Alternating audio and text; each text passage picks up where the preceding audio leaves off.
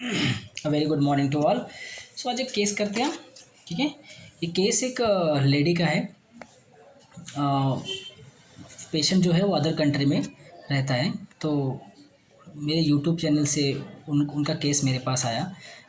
उनका पिछले 7-8 दिन से उनको फ़ीवर का तकलीफ़ था। ठीक है, फ़ीवर आ रहा है, फ़ीवर आता है 102 103 फ़ीवर उसको रहता है। बॉडी पेन है, ठीक है, शरीर में दर्द बहुत है, ठीक, और गले में कुछ इरिटेशन है, बार बार निकालने को मन करता है, गला फंसा फंसा लगता है, वीकनेस बहुत ज़्यादा है। तो 1 हफ्ते से दवा लिया उन्होंने, कोई फ़र्क नहीं पड़ा। तो होम्योपैथ डॉक्टर है वो तो उन्होंने खुद से दवा लिया तो कोई फ़र्क नहीं पड़ा। फ़ीवर का स्पाइक थोड़े समय के लिए भले उनको लगता है, पसीना आता है, मगर बाद में फिर से फ़ीवर चढ़ जाता है। मैंने उनको पूछा कि क्या दिक्कत हो रही है। तो उनका फ़ोन आया तो बोले सर मुझे पिछले 7-8 दिन से मुझे लगातार फ़ीवर है और उतरता ही नहीं है। थोड़े समय के लिए लगता है कि उतर रहा है, मगर फिर से फ़ीवर चढ़ जाता है और फिर से बॉडी में बहुत दर्द है, गले में बहुत प्रॉब्लम, इरिटेशन रहता है, ऐसा लगता है कुछ अटका हुआ है, निकलता नहीं है, एकदम प्रॉब्लम गले में महसूस होती है, शरीर में दर्द रहता है। 3 दिन से बिस्तर से नहीं उठी हूँ, इतना बुखार है मेरे को। मैंने बोला क्या लगता है।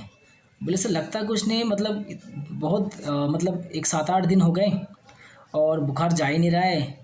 मैं बाथरूम गई थी और बाथरूम में जाने के बाद मुझे ऐसा लगा कि मैं बेहोश हो जाऊंगी, मेरा कॉन्शियस मतलब मैं खो दूंगी या मैं गिर जाऊंगी बेहोश होके।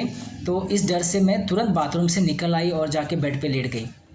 तो मुझे वो एहसास हुआ कि मैं बेहोश हो जाऊंगी, मैं मेरा मेरा मेरा कुछ मेरे पे कंट्रोल नहीं रहेगा, मैं अपना कंट्रोल खो दूंगी और मैं जाके गिर जाऊंगी, बेहोश हो जाऊंगी। ठीक है, द वर्ड शी यूज़ बेहोश। ठीक है, मैंने बोला ठीक है, और कुछ नहीं सर, बस यही चल रहा है। और रात भर मैं बहुत अजीब अजीब सी आवाज़ें, इतना दर्द, इतना बुखार है तो शरीर में आवाज़ें निकल रही थी। मैं बोलते ना मोर्निंग जैसा से, डॉक्टर साहब रात भर दर्द बुखार में इतना ज़ोर ज़ोर से मैं बोल रही थी। तो मैंने बोला ठीक है, क्या लगता है इस तकलीफ़ के बारे में 7-8 दिन से। बोले 7-8 दिन से सर मतलब बहुत है, मतलब अभी मुझे बाथरूम भी जाना है ना, तो मुझे डर लग रहा है कि मैं उठूँगी और उठने के बाद लगता है कि मैं बेहोश हो जाऊँगी डायरेक्ट। तो मैं बेहोश होकर गिर जाऊँगी, मैं कॉन्शियस अपना खो दूँगी और मैं गिर जाऊँगी, मेरी शुद्ध फिर ख़त्म हो जाएगी और मैं बेहोश हो जाऊँगी। तो द वर्ड यूजिंग बेहोश एंड बेहोश, ठीक है, तो इस डर से मैं बाथरूम नहीं जा रही। मैंने बोला कि ठीक है, तो कुछ चिंता हो रही है इसको लेके, तबीयत 1 हफ्ते से ख़राब है तो कुछ प्रॉब्लम में कुछ टेंशन हो रहा है। वैसे टेंशन नहीं हो रहा है, मगर ऐसा हो गया है कि अभी मेरे को ये बार बार ये बुखार का सिलसिला चलता है, लंबे समय से चल रहा है। थोड़ा भी मुझे ठंडी बर्दाश्त नहीं होती है, थोड़ा भी गर्मी होता है तो मुझे तकलीफ़ हो जाती है, थोड़ा भी ठंडा होता है, थोड़ा ठंडा खा लूँगी तकलीफ़ होगा, थोड़ा गर्म खा लूँगी तो तकलीफ़ होगा। इवन मेरे को होम्योपैथी दवा भी नहीं चलती है, मुझे उससे भी तकलीफ़ हो जाती है। तो मेरे शरीर में ऐसा है कि मतलब कोई छोटी छोटी चीज़ भी मुझ पे असर कर देती है। तो मैं बहुत ध्यान से मतलब कि दवा भी खाती हूँ तो मैं बहुत माइनर डोज खाती हूँ। मेरा माइनर डोज मतलब बहुत माइनर डोज, मतलब कभी कभी मुझे होम्योपैथी भी नुकसान करती है। तो मैं बोला अच्छा ठीक है, तो इसलिए मैं एक सिंगल डोज लेती हूँ, मगर एक बार सिंगल डोज से भी मुझे तकलीफ़ हो गई होम्योपैथी से। तो मैंने बोला ठीक है चलो, और कुछ।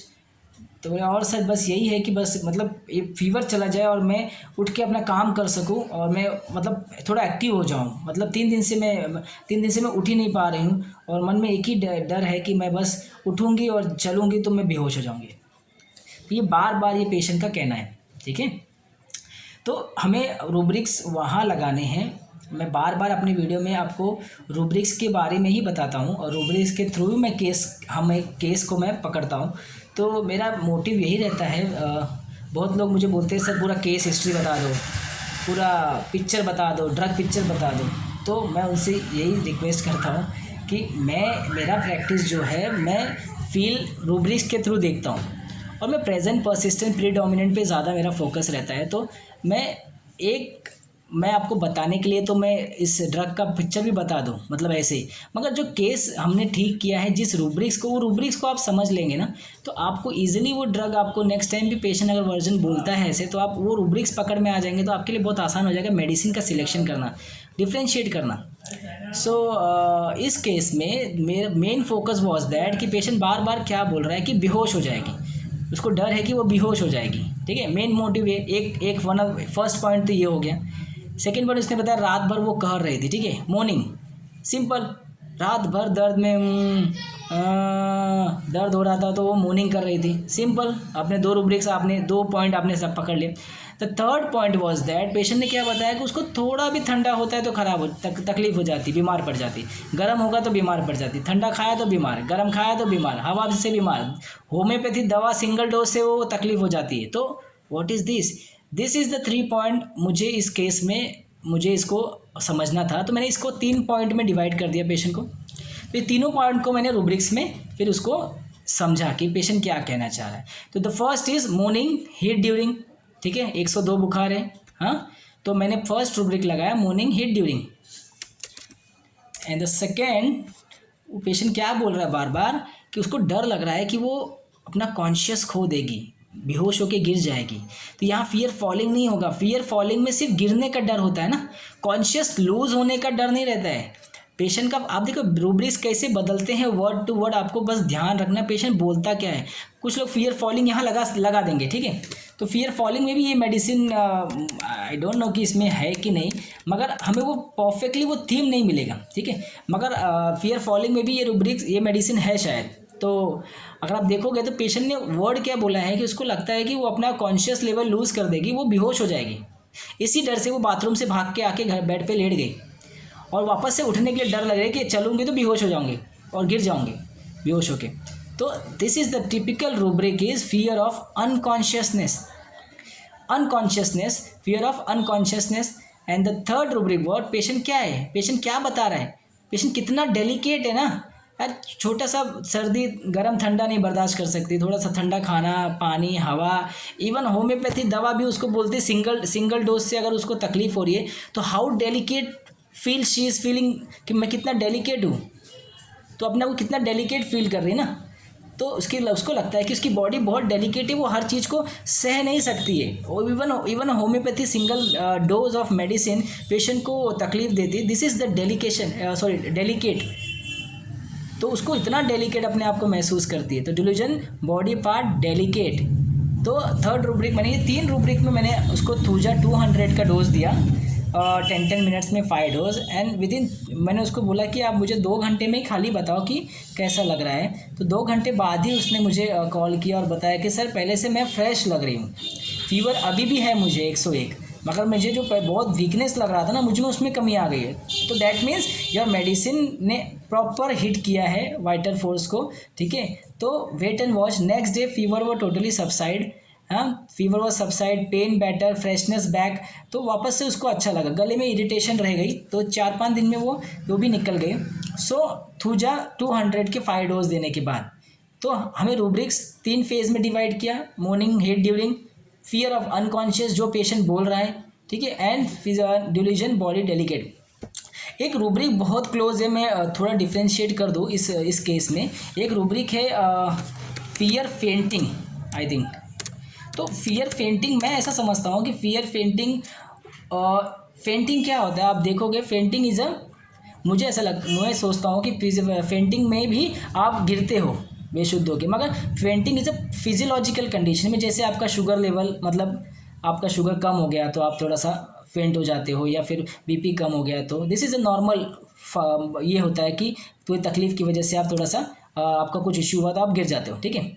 तो उस चीज़ को लिंक करते हुए फिजियोलॉजिकल कंडीशन में आपको लगता है कि थोड़ा बीपी डाउन हुआ, शुगर डाउन हुआ तो फेंटिंग है। फेंटिंग आप जानबूझ के भी फेंट होते हो, ठीक है। तो ये इट्स ए फिजियोलॉजिकल कंडीशन में मैं इसे थोड़ा सा ये देता हूँ।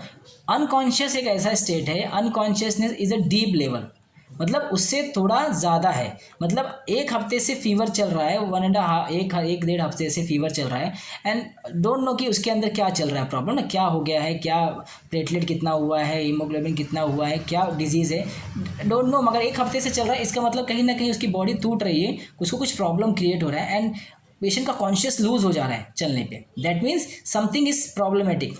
सो यहाँ उसको मैं इसको थोड़ा डीप लेवल पे, फेंटिंग से थोड़ा डीप लेवल पे अनकॉन्शियस लेता हूँ। पेशेंट टोटली अनकॉन्शियस हो जाता है, बेशुद्ध हो जाता है, किसी तकलीफ़ के चलते। तो इसको उसका डर है कि कहीं वो गिर के बेहोश ना हो जाए, ठीक है, और बाद में तकलीफ़ उसको होश ना आए।